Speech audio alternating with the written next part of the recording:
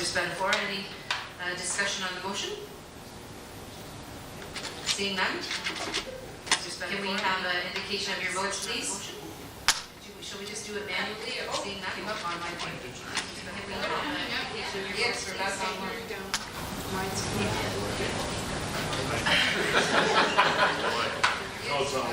It's not working? No, I've got it. I finally got it. Okay, so, and I got your vote. It's not working? Okay, so Councillor Feb, Councillor Evans in the thumbs up. Councillor Tads.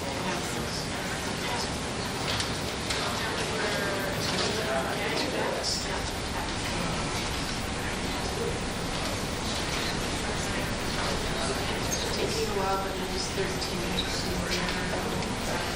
So that carried 13-0, even though it's not on the screen, correct? There we go.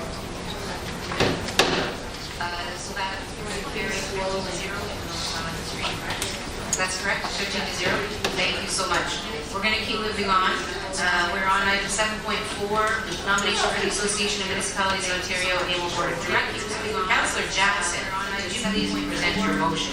With tremendous pride and honor, Mayor Corbett is moved by myself, seconded by the former Minister of Housing, Ward 15, Councillor Ted McMeekin, the nomination for the AMO 22 to 24 Board of Directors, whereas AMO is soliciting applications from qualified candidates for its AMO Board of Directors for those years.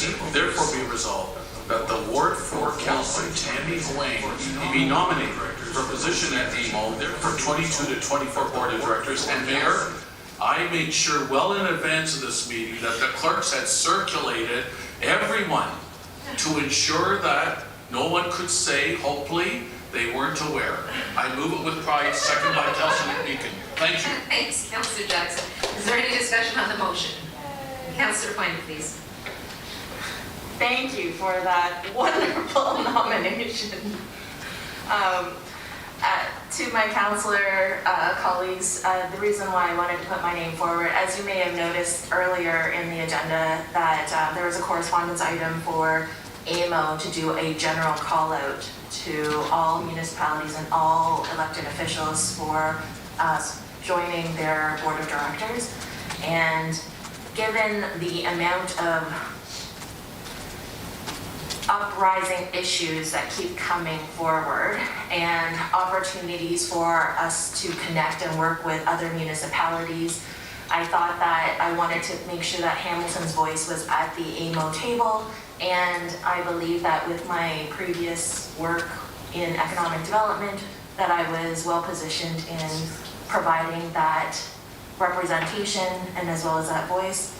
I'm mindful that this nomination is a necessary criteria step to be shortlisted. So I have yet to be shortlisted, but this was a necessary step in order for that consideration. So thank you in advance, hopefully, to all of my council colleagues.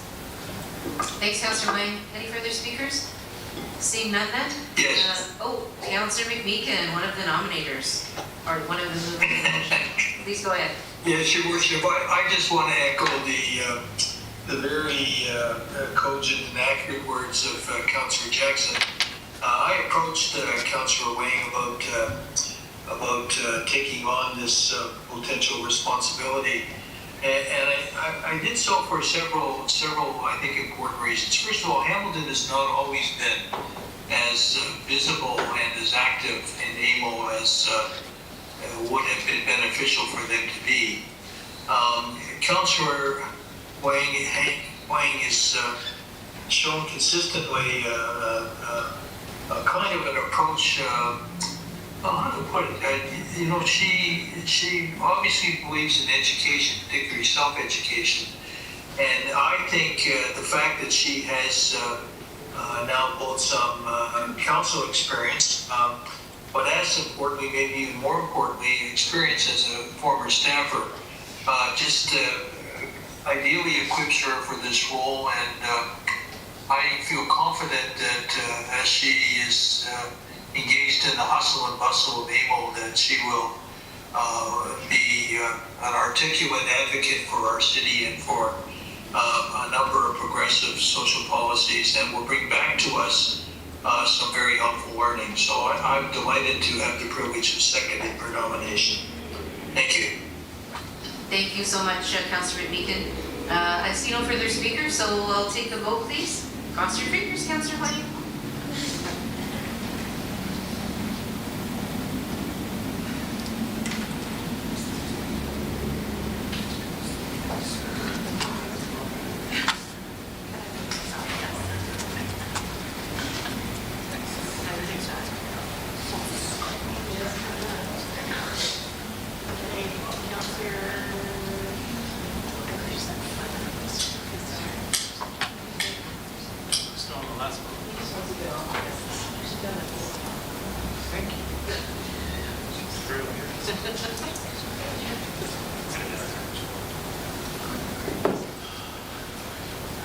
Thank you all. That carries 13-0. Congratulations, Councillor Wang. Hopefully you'll be shortlisted and on your way. Now 7.5, coldest night of the year, building resiliency through social services and infrastructure support. Ward 3, Councillor Nam, would you please present your motion? Thank you, Mayor. Happy to, and seconded by Councillor Huang from Ward 4. Whereas the coldest night of the year is an annual fundraising event that occurs across the country and engages tens of thousands of Canadians and has raised over $57 million across Canada in 166 communities since 2011. And whereas the coldest night of the year engages local charity partners across Canada who then keep 100% of the net proceeds to use to support local residents. And whereas in Ward 3, Helping Hands Street Mission is a community-based organization that is partnered with the coldest night of the year to raise funds for their ongoing operations, services, and social infrastructure that support individuals facing houselessness and various other health inequities and challenges faced by Ward 3 residents. And whereas Helping Hands Street Mission's Coldest Night of the Year walk will provide residents an opportunity to get outside the warmth and comfort of their homes on February 25th this year and take in the beauty and learn about some of the challenges in the Barton Village neighborhood. Therefore, be it resolved that $500 be allocated from the Ward 3 non-property tax revenue account 3301609603. I thought that was the bell tower account, but that's what it's called. To Helping Hands Street Mission for their coldest night of the year fundraiser, and B, that the mayor and the city clerk be authorized and directed to execute any required agreements and ancillary documents with such terms and conditions in a form that's satisfactory to the city solicitor. And if I could, through you, using this motion to do two things. One, follow through on the support to Helping Hands Street Mission, who have been doing incredible work in the ward throughout the pandemic and after, who have sufficiently filled out a Ward 3 resilience grant. That is a small pot of money that we do have available in the Ward 3 office to help support resident-led initiatives that help address inequities, but most importantly go towards enabling long-term impact. And so from that perspective, these funds are going towards the soft capital costs that often go to small-based, community-based organizations who do street-level support for residents who otherwise slip through many cracks. So thank you again to my seconder and the motions before council for consideration. Thank you. Thanks, Councillor Nan. Councillor Kretsch, please. Thank you. I think you've just about answered the only question I had, which was this mouthful of an account reserve.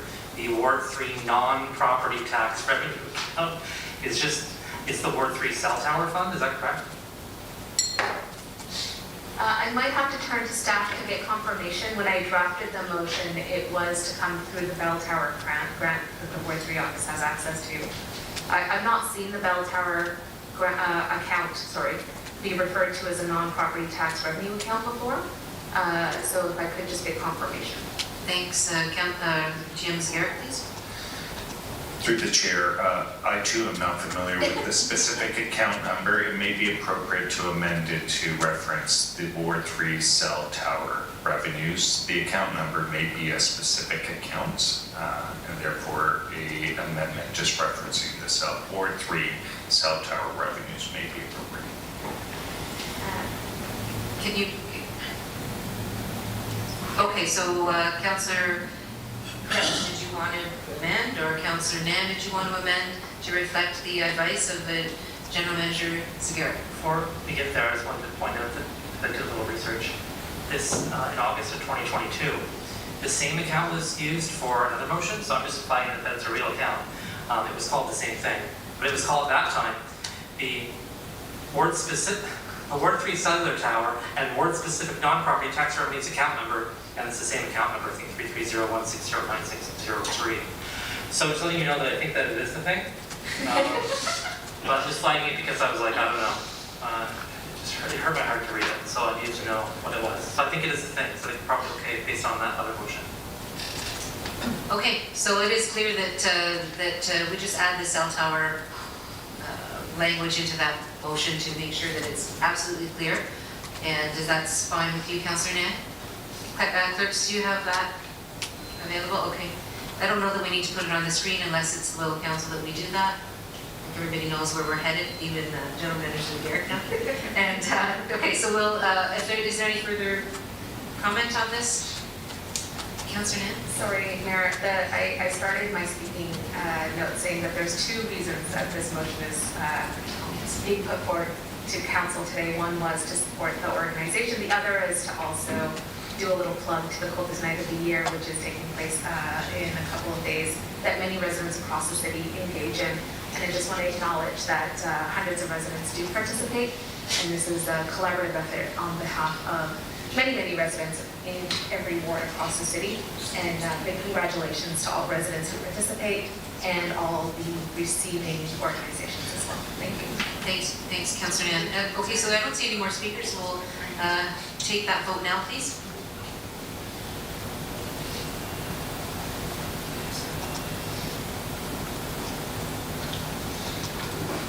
Councillor Nan, I'm supporting. Thank you.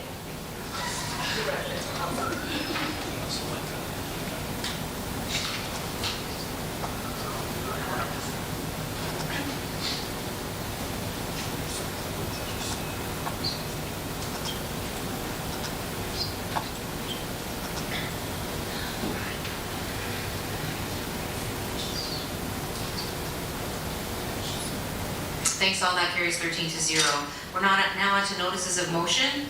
Amendment to item 3 of Board of Health Report 22-008 respecting physician recruitment and retention steering committee report 22-002, August 5th, 2022, which was approved at council on August 12th, 2022, and amended by council on January 25th, 2023. Councillor Taddison, may I please have the motion to waive the rules?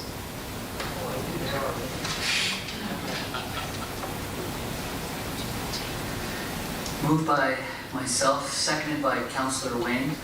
The rules of order be waived to allow for the introduction of a motion respecting an amendment to item 3 of Board of Health Report 22-008 respecting physician recruitment and retention steering committee report 22-002 August 5th, 2022, which was approved at council on August 12th, 2022, and amended by council on January 25th, 2023. And am I allowed to speak on that? Yeah, I guess we can. It would basically, this is just the waiving of the rules, not the actual motion. Oh, So if you want to have the vote on waiving of the rules first, and anybody who wants to speak to the waiving of the rules, if not, we'll take that vote first, and then we'll speak to the motion. Okay, so we can vote up, please. Thank you.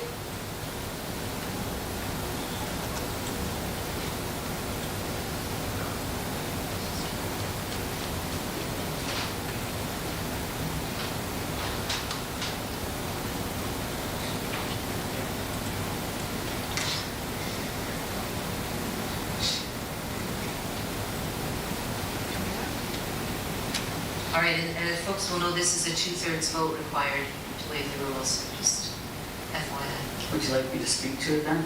No, that's fine. I think you have to put another motion in a moment. Councillor Taddison. Absolutely.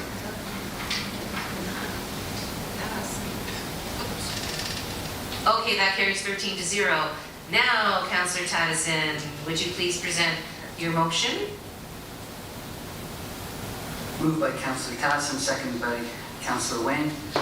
Amendment to item 3 of Board of Health Report 22-008, respecting physician recruitment and retention steering committee, Report 22-002, August 5th, 2022, which was approved at council on August 12th, 2022, and amended by council on January 25th, 2023.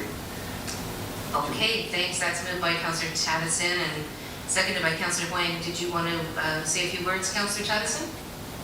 I just wanted to say that as the chair of this committee and fully supported by our vice chair and recently nominated and yet to be shortlisted potential AMO member, Councillor Tammy Wang, I would like to stress that our caring, organized, and diligent clerks have requested the rules of order be waived. The reason being is that the program will be transferred to the Greater Hamilton Health Network as of February 28, 2023, and there are likely to be outstanding liabilities to be taken care of between now and March 29, 2023 council meeting. So it's housekeeping, and I ask for your unanimous support on behalf of the clerks. Thank you very much, Councillor Tattison. Any further speakers to this motion? Seeing none then, can we please have the vote up first?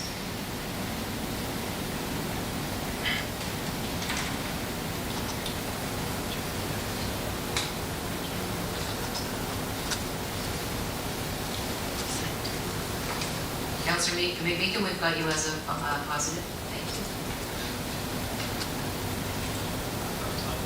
It's not working.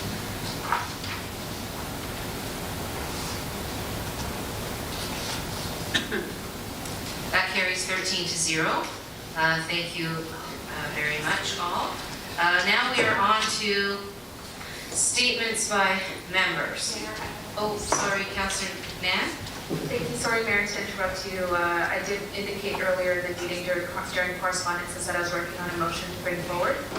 Yes. Related to 1083 Main Street East, and I have circulated that to my colleagues, so if they can. Sure.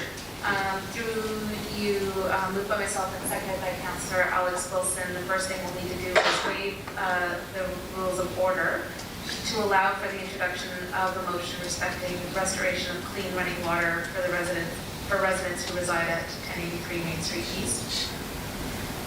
Before I can get to the main motion, so let's do a little bit of section. Okay, so there's a motion on the table then from Councillor Nan, seconded by Councillor Wilson, that the rules of order be waived, and that again requires a 2/3 vote. This is to deal with the water issue at 1083 Main Street East.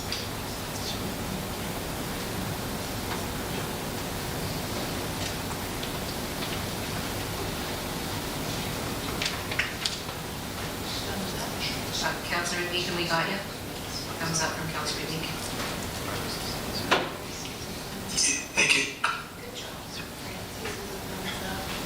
Sorry. That's okay. Put a little mirror.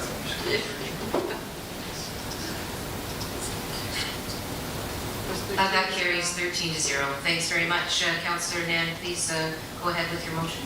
Thank you. Through you, moved by myself and seconded by Councillor Alex Wilson, restoring water services at 1083 Main Street East, whereas every resident in the city of Hamilton has the right to uninterrupted access to the vital service of running water in their home. And whereas the property owners at 1083 Main Street East have not been able to make repairs to restore water services, and whereas the remaining residents at 1083 Main Street East have been without access to running water for over 8 weeks as of this council meeting held on February 22nd, 2023, therefore be it resolved, A, that staff continue to take and enforce any and all available actions under the city's bylaw, including the Vital Services bylaw, to ensure that clean running water is restored as expediently as possible to the residents at 1083 Main Street East. B, that staff be directed to proactively monitor and ensure sufficient supply of safe potable water is provided to the residents at 1083 Main Street East. C, that staff provide regular communication and updates to tenants with respect to ongoing property standards matter. D, that staff report back to planning committee with an update regarding this matter at the next planning committee or thereafter. E, that staff report back on any changes to current property standards, vital services, public health, and other related bylaws to ensure that enforcement mechanisms are available to address issues such as the one faced by the residents at 1083 Main Street East. And if I could, through you, I don't need to say any more comments on this file. I do have a couple of questions for staff, given that staff did go back and forth with me quite a bit on the direction here that's before council for approval. And if I could just get clarity through you on, if it was up to me, I would have put in much stronger language that places the city in an active role of going in immediately and restoring water to those units, hiring our own contractors to do the work immediately, and then charging the landlord back. If I could through you, why is that not available to us? General Manager Thorne, in the meantime, could we have the motion up on the screen, please, so people can see it? General Manager Thorne, please.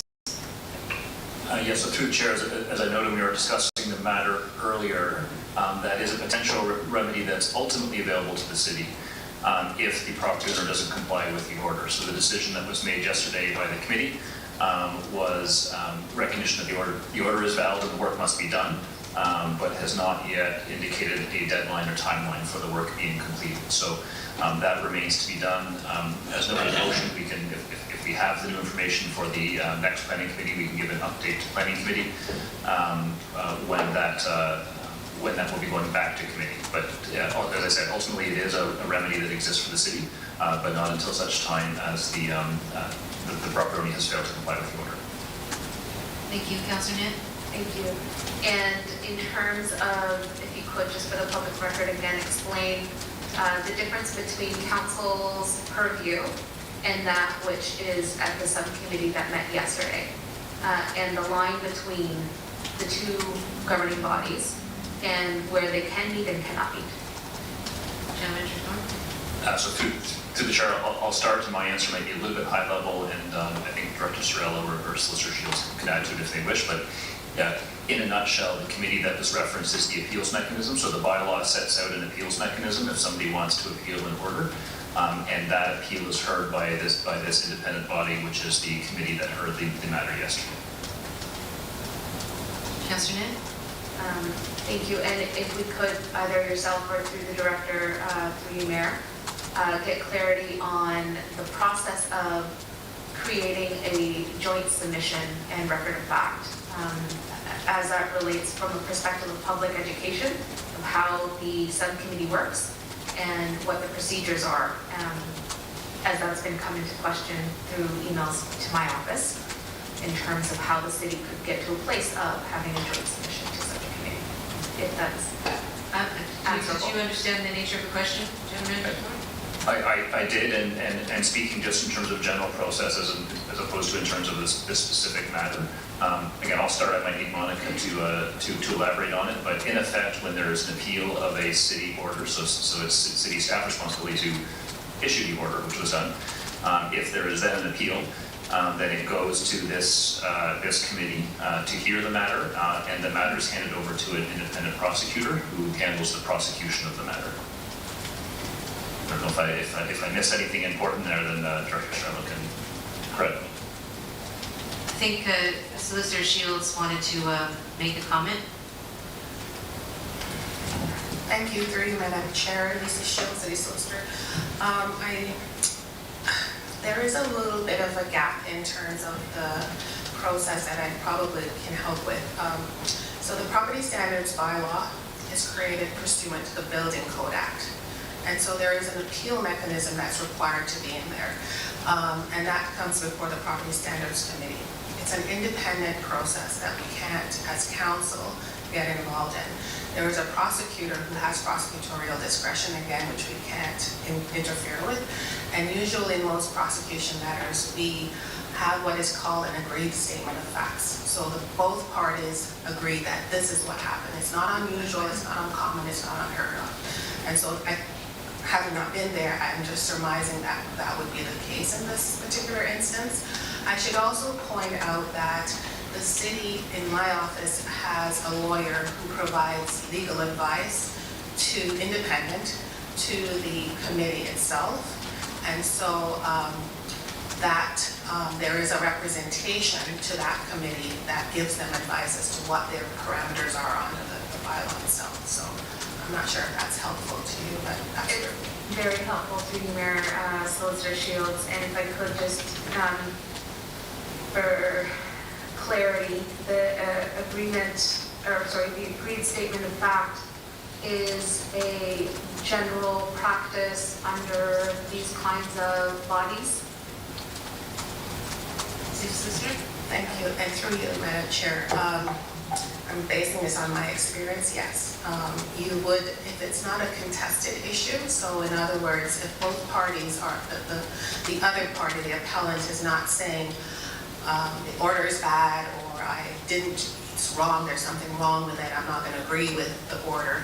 I suspect in this case, the owner is saying, yes, we are okay with the order and we want to make the repairs and we intend to do that, but there's something else that needs to happen. And so they're asking for time to allow for that to happen. I'm speculating here, but just reading the public record, that's what I think, yeah. Yeah, and I am trying to keep the questions high level so that you can provide general awareness and understanding about the difference between the two bodies. And so my next question, if I could, through you, Mayor, to Solicitor Shields, is what is you said that there's an agreed statement of fact that is the two parties agreeing to, there's no contested issue, therefore there is an agreed statement of fact that comes forward between two parties. What is the role of the public or residents in that process in terms of any resident-based documentation of statement of fact that may be applicable to a case? Through you, Madam Chair. I think Monica might be best to answer this. I'm honestly not very familiar with how the Property Standards Committee works. My first Thanks, Treasurer Cirillo. Did you hear the question that Councillor Nan was asking? Through the chair, if she wouldn't mind repeating it, that would be greatly appreciated. Certainly, Director, my pleasure. Through you, Mayor, just curious about in this general standard practice of getting to an agreed statement of facts, what role does other information that comes directly from residents play in that agreed statement of fact? Correct, thank you. Through the chair to the councillor, residents' information does not play a role in the hearing itself. It's between the two parties. It's between the city and it's between, in this case, it would be the landlord. I think it's important to remember that the key issue before the committee to be decided is simply whether the order is valid or not, whether it's to be upheld or not. And those are discussions that happen between both parties and not the residents. Thank you. Thank you, and I thank you and all staff for responding to the questions. I know it's just slightly aside to the specificity of the motion. It is really important for me to understand this information as an elected representative, as residents are inquiring about the process and how it goes down the way that it does go down. So I appreciate it. Those are my comments for now, and welcome any other further questions from my colleagues. Thank you. Thanks, Councillor Nam. Councillor Alex Wilson, please. Apologies. Thank you, Chair. Following that line of questioning, many of my questions were asked by Councillor Nan, just through you to General Manager Thorne. One of the pieces I think I heard was that we do have the ability to step in and make these changes happen and then charge the property owner at a later date if the order is not met or not deemed completed and there's a pending that order happening. What's the timeline for that likely to happen? Is that part of the same 45-day window we were hearing about earlier today? General Manager Thorne, please. Yes, through the chair, I'll ask Monica to confirm. My understanding in terms of the committee was that they asked for it to come back before them following a hearing that's already scheduled before the landlord-tenant tribunal. That's not ours, that's the provincial tribunal, and not more than 45 days from yesterday. Just look to Monica to confirm that I've got those dates correct. Director Cirillo, please. To the chair, the general manager is absolutely correct. We can't step in until the order has not been complied with, and until a date of non-compliance or a compliance date has been set. We don't have that date to then trigger to enter the property to do the work. Councillor Wilson? Thank you, and through the chair, so my understanding of what we're hearing so far is that the Landlord-Tenant Board, a provincial body, has a role in this. The Ontario Building Code, again, a provincial body, has a role in this, and those bodies and the processes there are not aligned with maybe the commitment and values around this council table of ensuring all residents in our city, no matter what is happening, have access to clean, potable drinking water, and that there's a conflict between our values and the provincial processes in play.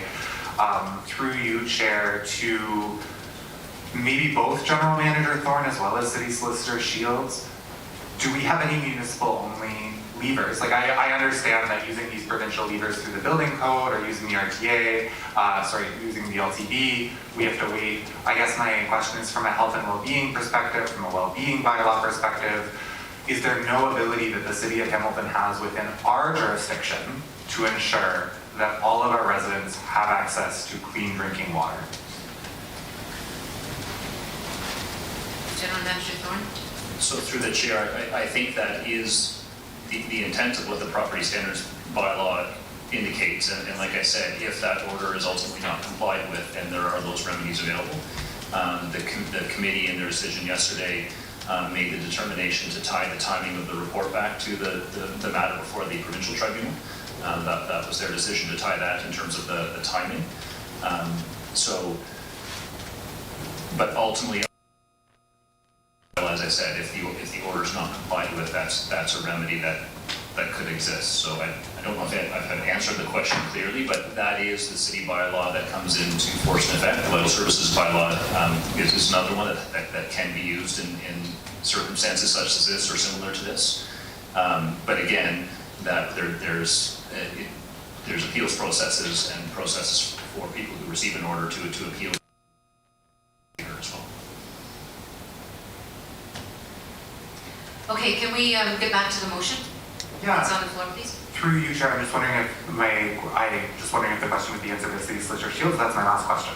So, just again, seeking if there's any other opportunities available, because I think this is directly related to the But it motion. seems to me that the motion actually does ask for this kind of information to come back. That's to kind of figure out how these things can be addressed and expedited. I don't think that our staff are in a position right now to answer those questions, which is why the motion was put forward in the first place. Thank you through the chair. Sure, thank you. I do appreciate that comment. Councillor Cretch, please. My questions are about trying to expedite this. So I heard what you have to say, get it. Couple questions to make sure I understand why it can't be expedited, because that's what you're saying today, is you're saying you can't expedite this. So, okay. What was the first issue ordered by the city before it went to the property standards? So can I just, we are going to be here all day if we keep raking over the process. What's in front of us right now is a motion. Can you put the motion back on the screen, please? It's a motion to answer, I think, some of these questions by giving them over to staff and having them do the work necessary to move this issue along. So if we look at the motion, staff continue to take and enforce all available. Staff be directed to proactively monitor.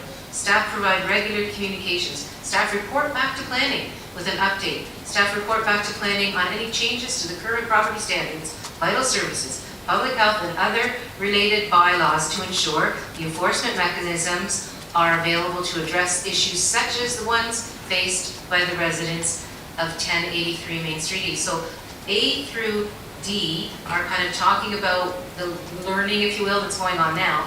E says all of this stuff, take it back and tell us how we can use these municipal opportunities or these things that are under our purview as a municipality to not only fix what's at 1023, but to make sure that we're fixing them in the future as well. So I would ask, in the interest of moving this issue along, to perhaps be back onto the motion as opposed to the process that we've had so far, as I believe that motion speaks to how do we get at exactly those issues in a more appropriate way, giving staff the time to go back and respond to the motion that's on the table.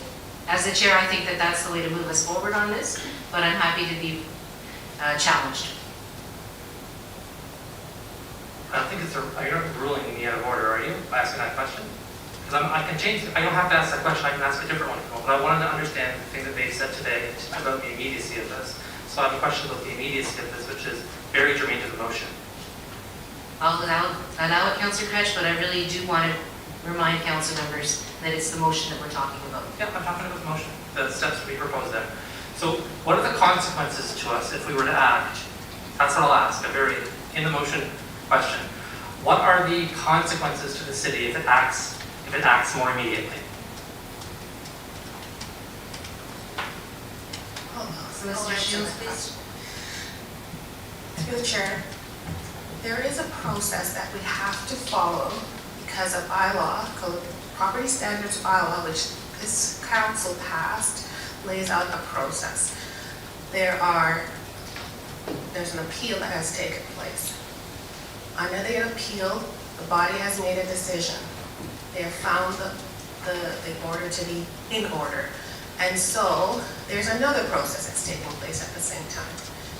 We have to follow the process. We can't do anything outside of the process because otherwise the city opens itself up to be challenged by other parties unknown to us and known to us about not acting ultra vires the powers that we have under the bylaw. So that's why we're very deliberate about what we can say and what we can do to protect the city against that. And to also recognize that the owner, which the bylaw allows, have processes that they have to follow as well, or that they can follow. Thank you, through the chair. So what you're saying is that the consequence is that if we were to act in any way outside of the constraints of the bylaw, that we could face a challenge that was ultra vires as to what, saying that we have kind of exceeded our authority, and that could be monetary, other kinds of, things. I'm trying to understand because for me to make a decision about this, what I need to understand is that if there's a consequence that we can live with, cool. If there's not, we can't. I just want to know what that is. You're saying there's potential many other acts that can be taken if we go beyond our own bylaw. Thank you. Through you, Madam Chair, if I may answer. We have tools that we're looking at. We have the property standards bylaw, vital services bylaw, any other public health bylaw, and we're looking at all of them collectively, individually. There are limitations to what the city can do because we operate under bylaws that we enacted. So staff have been following, and I've looked at those bylaws. I'm trying to give guidance now to what can we actually do to expedite that. And so this motion will allow us to look at alternatives. I'll explore them as I can with the legal framework that we work within to make sure that we do the best that we can. Thank you for your answer. I appreciate you making it clear. Thanks, Councillor Cretch. Councillor Danko, please. Thank you, Mayor. In the motion, one of the items is specifically to review the vital services bylaw and to ensure running water. So through you, Mayor, specifically in the vital services bylaw, I'm at a loss how running water is not considered a vital service and what the specific language is. Thanks, Councillor Danko. Through you, Madam Chair, maybe Monica can know, but I'm looking at bylaw 09, I can't remember the number. It does have water as a vital service. Is there a number? Director Cirillo's agreeing. It does have water as a vital service. Councillor Danko? So therein is my frustration, Mayor.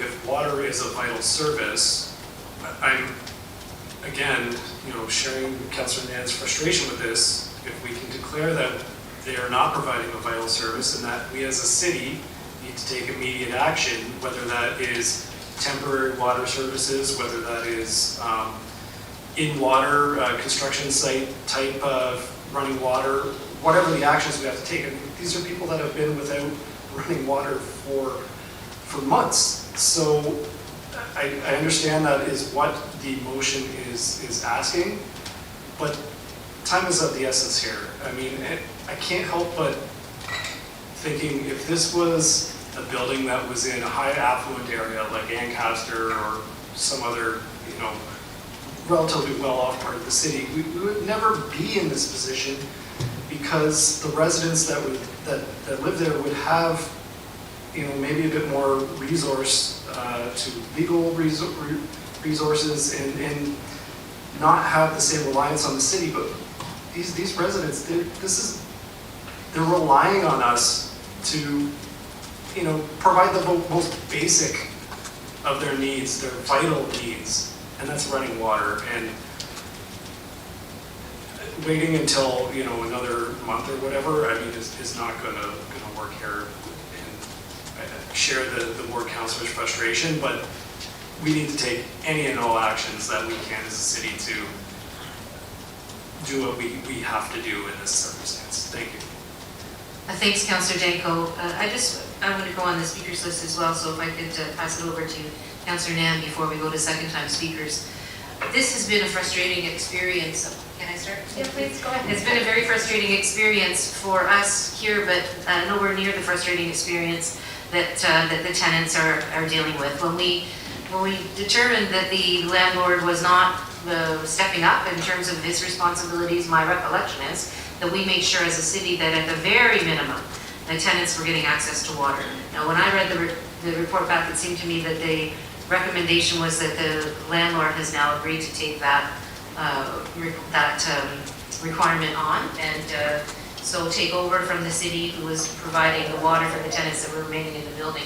But the fact of the matter is it is a frustrating situation where there are things that we have to follow in terms of due process. We can't just walk into private property and begin a whole plumbing project without going through those steps of due process. Now, if in fact there are ways that we can truncate the timelines based on certain fact situations that exist, then I think that's what we're asking the staff to do. How do we expedite these kinds of situations, particularly when it's about vital services like the basic human right of people to have access to clean running water. We are in a bit of a quandary though, because there's a legislative framework, there's a bylaw framework, there's a tenet called natural justice where people have the right to appeal if there's some kind of judgment against them. And these things are all part of the reality. So I think staff are pretty clear from my observation that we all want this to be addressed. We want it to be addressed in a way where we can perhaps expedite some of these processes. And I look forward to, I'm going to support the motion, and I look forward to the work that we need to continue to do. And I'm going to say it again, I said it before, the municipalities of this province are left with these quandaries because the order of government that should have been dealing with some of the problems in the Landlord and Tenant Act didn't. And so, and won't. And so we are now, it's kind of like a little bit of downloading, right? We are now expected to take all of these things on, and we will, because we should, because somebody has to. And it's good to hear the amount of support that those kinds of values and that kind of concern has around this table. I think what we need to do now is send it to our capable staff to work on the direction that Councillor Nan has put forward. I thank you for that, Councillor Nan. Thank you. Councillor Alex Wilson, please. I don't believe I'm on the speakers list. This is residual. Thank you. Okay, thank you. All right, so we have Councillor Nan's motion in front of us, and we'll ask people to please cast their vote.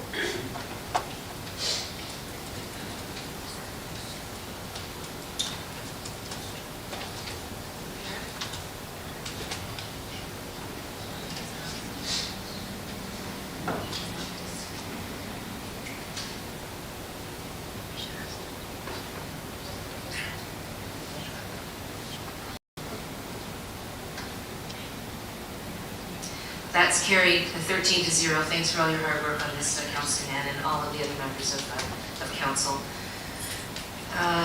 Okay, so now we're on number 9, statements by members. Usually I go around the horseshoe. I want to quickly just make a few comments myself. Today we have Pink Shirt Day, which is Awareness Day around bullying. I mentioned that earlier. I wanted to say to the members of council who attended the John C. Holland Awards night the other night, that was a a really great event. I want to thank Councillor Jackson for attending the Bishop's dinner the other night on behalf of council.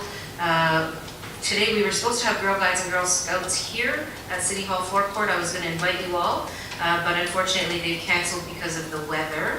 On February 24th, we have a candlelight vigil in solidarity with Ukraine, and I would encourage people to attend. Winterfest activities were fantastic and went very, very well. And so I want to thank all the staff and volunteers and community members that participated in the Winterfest festivities. And I just wanted to identify the opening of an athletic center by Empowerment Squared, the Ubuntu Athletic Center in the East End, off of Kenora on Aerosmith Road. But also today I learned when I read the paper, yesterday was International Mother Language Day. I don't know if people knew that, but it was International Mother Language Day. And in fact, today, the newspaper indicated that one of our high schools was identified as a leader in North America when it comes to being accommodating to people from around the world who are attending at that school. And I think that's pretty fantastic that happened. And now I can't find in my notes. Sherwood, I believe, was the school, now that I think of it. I think it was Sherwood. Was it Sherwood? I believe it was Sherwood. Yeah, I will correct if I'm wrong. But I know it's twice today. I'll check my notes just to make sure I'm right. But nonetheless, that's something I think we all as Hamiltonians to be proud of, and want to congratulate them for the work that they do. So then going on around the table, Councillor Nan, did you have anything to share in terms of the... Really looking forward to not being deputy mayor, I gotta say, Mayor. This microphone too much today. Just a couple of general statements, if I could. One is congratulations and thank you to the organizers and volunteers and artists and storytellers and change makers who all participated in Frostbite's festival this past week. Bernie Morelli Rec Center was a proud home for a lot of the programming, and I had the chance to go down and enjoy much of it over the weekend. And I gotta say, it's just so incredible to be back in a scenario where we can gather together in community, listen to each other in a safe and facilitated fashion. The dialogue that was taking place around the topic was really, really encouraging in terms of what people are hoping for in the city and what people are actively working towards, and that was quite incredible to see, as well as all the art and the procession of lights that culminated. Congratulations to, again, all the organizers, volunteers, and artists who have participated in Winterfest. My family participated in the Family Day activities at the Art Gallery of Hamilton, and it was bumping. It was amazing to see how many young people were all up in the art gallery. Incredible eye-opening experiences for a lot of young folks. My daughter took in all the beaded art that was in the new feature exhibit, and also had heyday on the AstroTurf outside. And finally, for Ward 3, invitation and welcome to anybody who wants to participate in our water meeting taking place on next Tuesday, February 28th from 6:30 p.m. until 8 p.m. at the Eva Rockwell Center. Neighbors who live adjacent to the recent sewer lines that have been repaired are invited to join Hamilton Water staff and my office to learn more about what happened, the repairs, and have an opportunity to have their questions answered. And also just a note on that to residents, you were supposed to receive a flyer in your mailbox. We have started receiving a bunch of flyers coming back to us from Canada Post saying that those addresses are invalid or for some reason they've been returned to us. So I will continue to plug it out to make sure that residents are outreached to before next Tuesday. And we look forward to a well-attended meeting. And thanks again to staff for supporting the meeting taking place. Thank you. Thanks, Councillor Nan. Before I go over to the next person, which would be Councillor Taddison, I do want to correct my record, or correct myself, and say that in fact it was Glendale School. It was Glendale School that was identified as a leader in North America. And sorry to tell you, it wasn't the Spectator, it was the CBC that I saw the article. So on that note, I apologize to the kids at Glendale, but of course we saw some lovely young people from Sherwood earlier today. So, Councillor Taddison, please. And what a wonderful school Glendale High School is. I was principal of a feeder school, Glen Echo, for 7 years, and I met many times with the students at Glendale. Wonderful place. I'd like to first give a shout out to Bimbrook Little Theatre, who just concluded the Wizard of Oz run from February 3rd to the 19th, and looking forward to seeing others come out to the next section, which is called A Red Plaid Shirt, and I'm thinking that I'd like to invite some of my counselors out to that. Moving forward, at the Glanbrook Community Services, we're having a book sale, and it's happening this week at Glanbrook Municipal Service Center. All the proceeds go to supporting GCS services that are available in communities such as Seniors Night for Euchre, square dancing, all those things that help those who are marginalized and socially at risk to communicate and get out with each other. Saturday, February 25th, 7 to 10, the Glanbrook Minor Hockey Association is hosting their annual banquet fundraiser, and I'll be looking forward to going to that. Tickets are $20 in person. You can get them online, Tom, if you want to join me. Saturday, February 25th, the Mount Hope Community CRC is taking part in the Coldest Night of the Year walk in support of Neighbor to Neighbor. All are invited to join or support, and you can visit their website for more details. We have a couple of calls for volunteers. First, the Glanbrook Community Services is looking for more volunteers to support their Meals on Wheels program.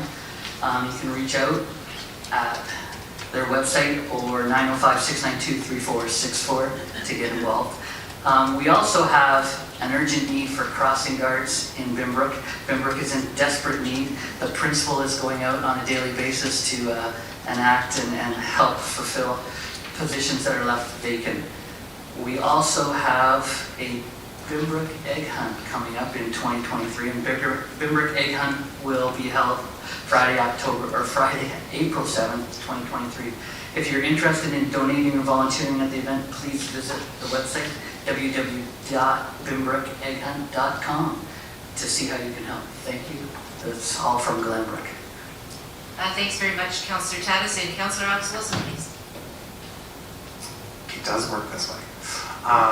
Thank you, Mayor, Council colleagues. I think something hopefully we can all agree about today is that we all deserve, and residents of this city all deserve and have a right to a breath of fresh air. But what we're seeing from East Palestine, Ohio, with the derailment of a train there and the chemicals still coming out, is that these impacts can be surprising and they can have lasting and far-reaching consequences. One of the biggest conversations happening in Ohio right now is how are those trains regulated and what were some of the red tape that had been removed by past governments that allowed this spill to proceed in the way it did and was treated in the way it did.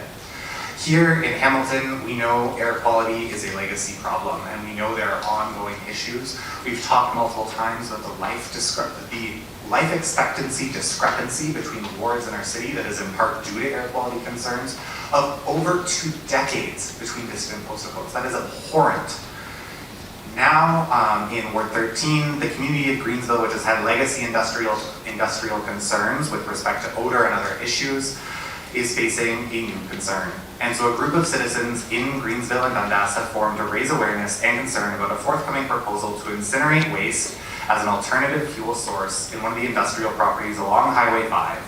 Myself, MP Dan Lees, and School Board Trustee for Ward 13, Paul Tutt, have all joined together with this community group to host a community meeting next Thursday, March 2nd at 7:30 at the Greensville Elementary School. Ultimately, this is a provincial matter. And so we are really trying to ensure that our community, Ward 13's voices, but across Hamilton, our voices are heard. And so this is something that I would really welcome folks from outside of the ward to consider attending if you're free on Thursday night, showing local residents that we do, as a city, stand up for a breath of fresh air. We stand up for residents being heard on these matters at the provincial level. And then we want to make sure that our voice is there. We've had a lot of conversations about how to leverage our relationship with the province today. And I think that's just something to keep in mind, is that local residents do not feel like there's a relationship here. Feeling ignored. I'll point out that the province is the only level of government that's not participating in this event next Thursday. So we are really excited to be moving forward with our first town hall. We're really excited to be co-hosting with most, if not all, of the other representatives for Ward 13. But I want to put this issue out there as it's not just a local issue, it impacts all of us in all of our wards. We all have a right to a breath of fresh air, and we have work to do on this council to ensure we can achieve that right.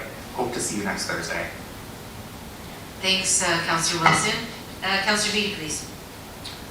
Thank you, Mayor. And this is the Ward 10 report for February 22nd.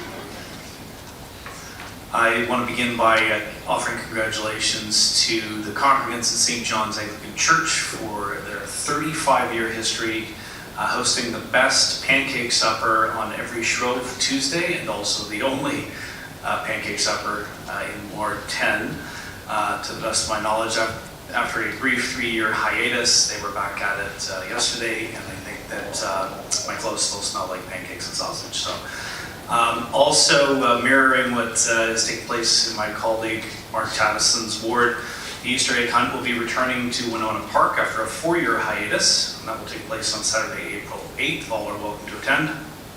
We're going to be working as a community also on Earth Day on April 22nd for a community cleanup, and there'll be details forthcoming from my office. We envision having 3 separate sites that we'll be reaching out from to try to clean up the local Ward 10 communities, Stony Creek, Winona, and Fruitland.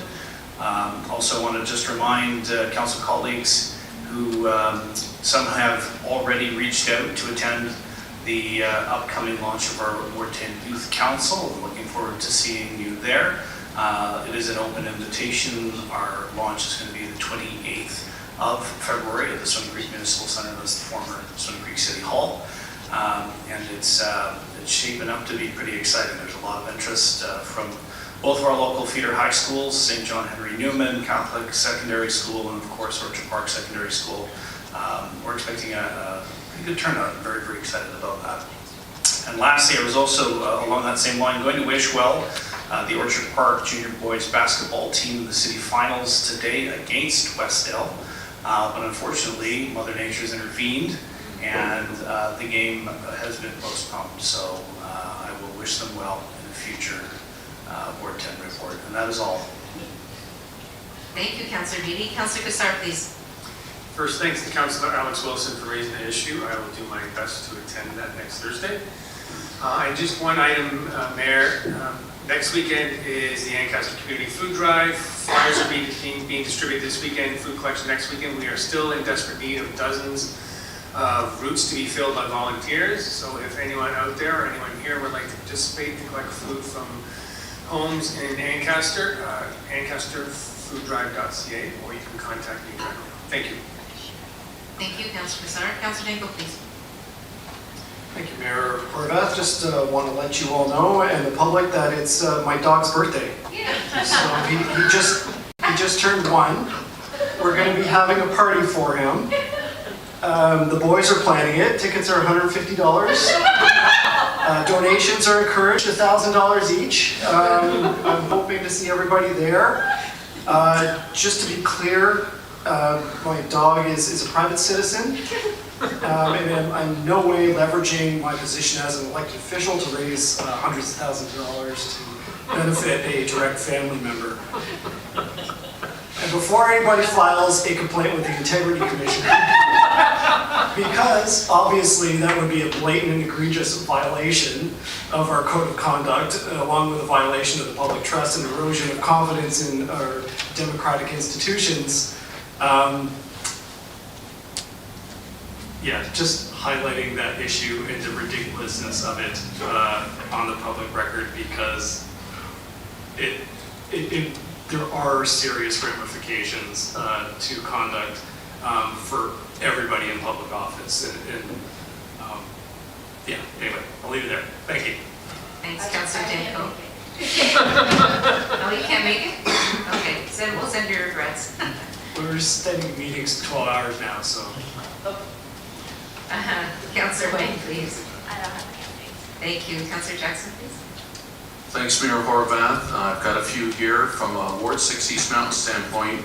My community is itching and eager to get some updates on several important projects And since this is, I believe, our last council meeting before the end of March, but we have several committee meetings, budget meetings in between, I just want the community to know that there will either be a traditional Canada Post letter and/or town hall meeting and/or neighborhood update for the following projects. Phase 2 of the Mountain Brow Boulevard Concession Street reconstruction from Oakcrest to Upper Gauge. That's to begin hopefully this June, mimicking what we did from Oakcrest to Mohawk 5 years ago.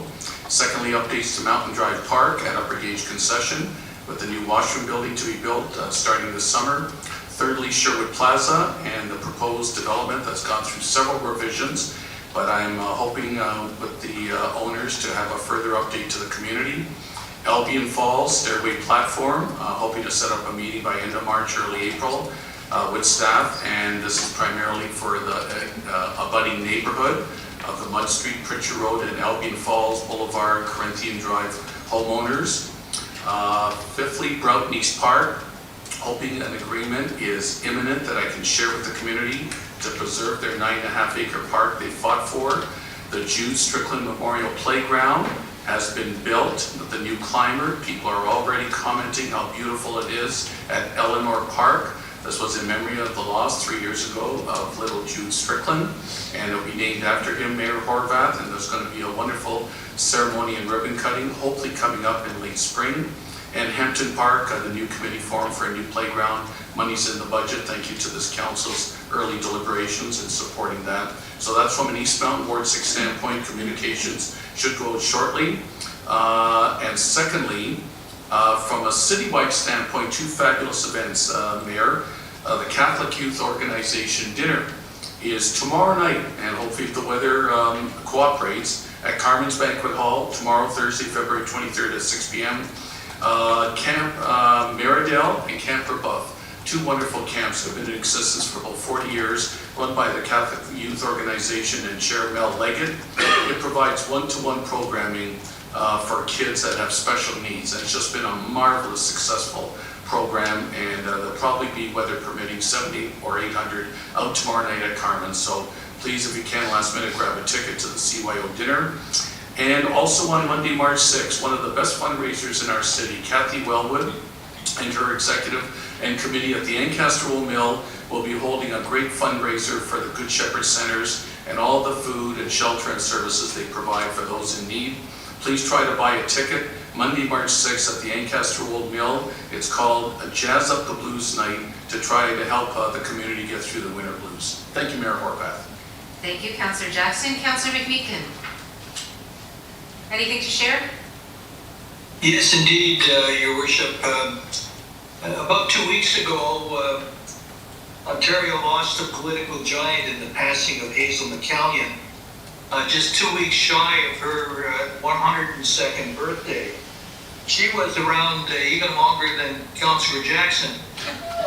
She did 12 terms as Mayor of Mississauga and came to be known as Hurricane Hazel. She was quite the whirlwind. I got to know Mayor McCallion quite well when I was privileged to serve as Ontario's Minister of Municipal Affairs and Housing. And would often, as would many people from all political persuasions, go to her for advice. I asked her advice on a couple of issues, the state of democracy in Canada and about special fees, development charge fees, and her answers were quite instructive. On democracy, she said, I remember her saying, there are 3 levels of government in Canada. The federal government that has all the money, the provincial governments that have all the power, and the municipal governments which have all the, or will soon have all of the problems. I think there's much to be learned from that. I asked her about development charges, and she said, I said, how do you know when your development charges are correct? She said, well, if after setting your development charge fees, you're not being sued, you're not doing your job.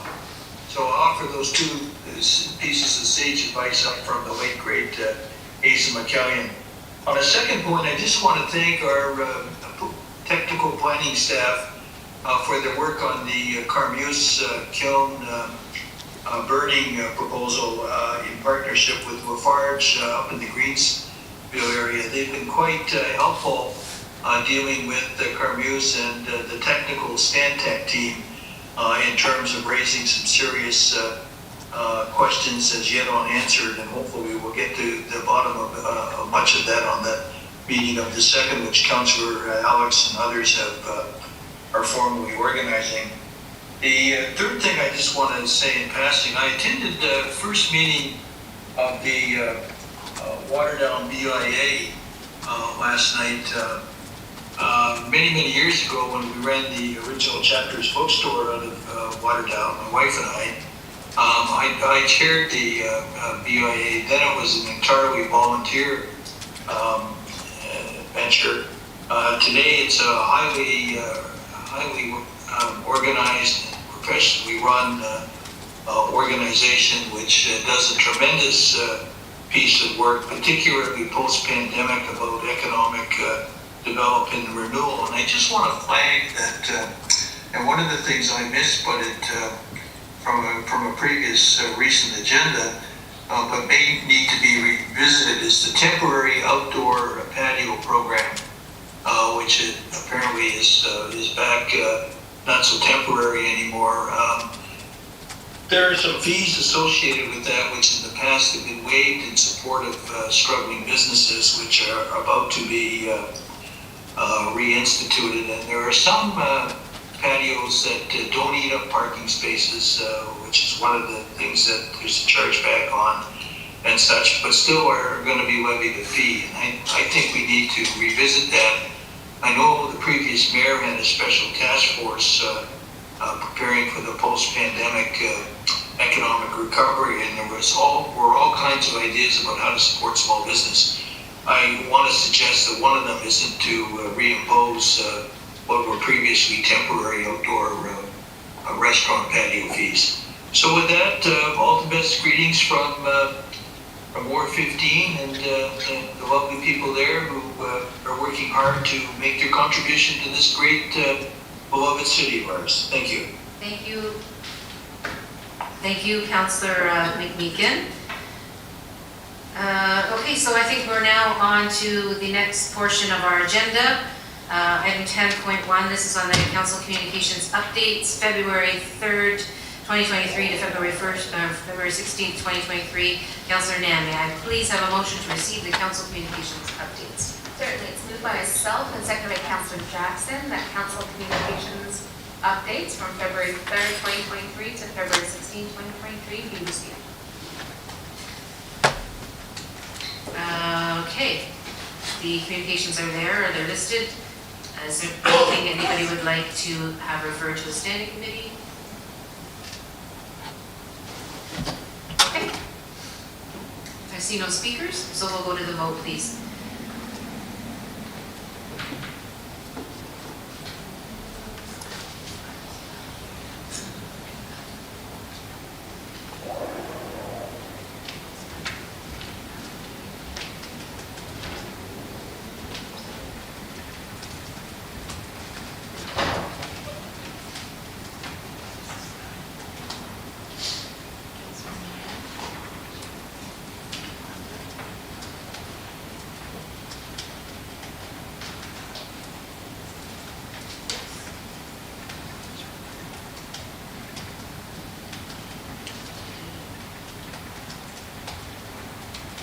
Carries 12 to nothing. Thanks very much.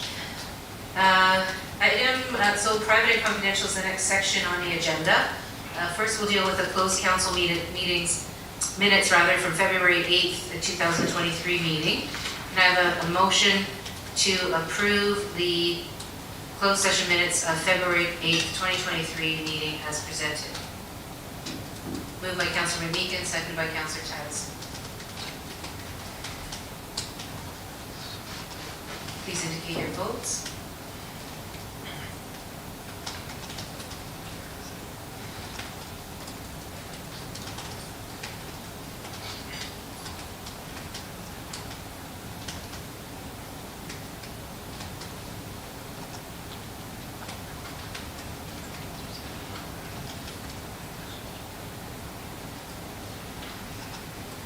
That carries 12 to 0. Thanks so much. 11 11.2 is the appointments to the Hamilton Police Services Board Selection Committee for the 2022 to 2026 term. Members of council, would anyone like to move into closed session to discuss the appointments to the Hamilton Police Services Board Selection Committee for the 2022 to 2026 term of council?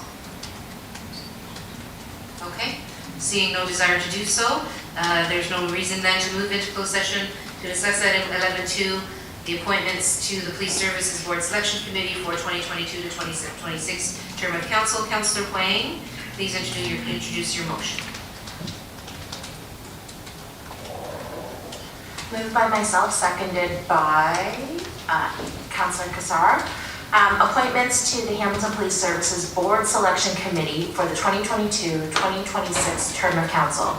That the following community representatives to be appointed to the Hamilton Police Services Board Selection Committee for the 2022 to 2026 term of council.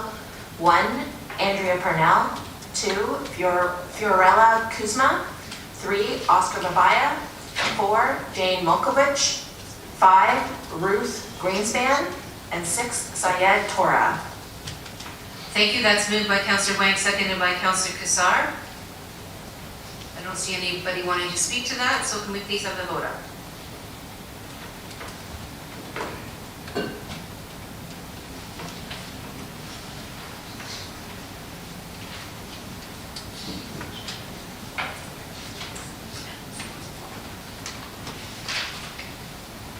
That carries 13-0. Congratulations to the 6 people appointed. I believe we are now heading into a closed session. So, can I have a motion to move into closed session to consider 11.3? Moved by Councillor Tattison and seconded by Councillor Huang. Move the vote up, please.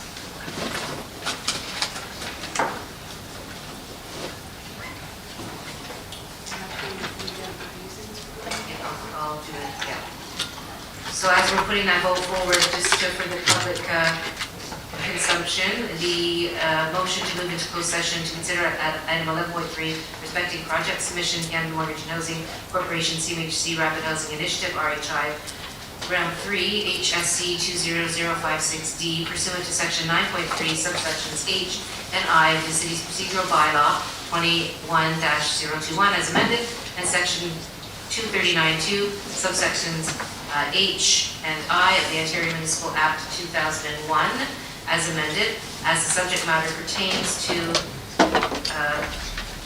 information exclusively supplied in confidence to the city or local board by Canada, a province or territory or crown agency of any of them, and the trade secret or scientific, technical, commercial, financial, or labor relations information supplied in confidence to the city or local board, which, if disclosed, could reasonably be expected to prejudice significantly the competitive position or interfere significantly with the contractual or other negotiations of a person, group of persons, or organization. And we had the vote as I was reading that lengthy justification out. I'm sorry? Councillor Mika, can you vote on going into together, please?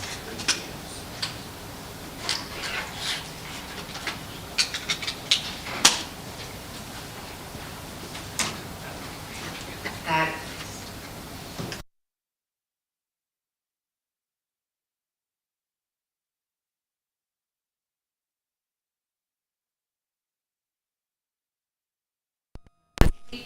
when you see the members of council rejoin the meeting. Council will wait up to 5 minutes upon reconvening an open session before proceeding with the meeting to provide members of the public and the media time to return. So can we please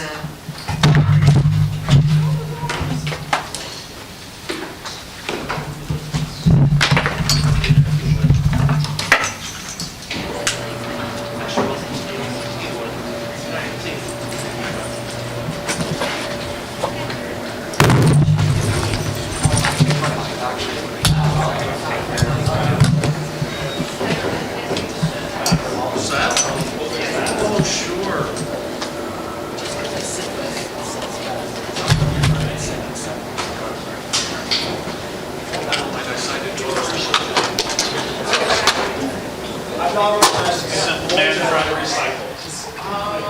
Good night. Your recycling.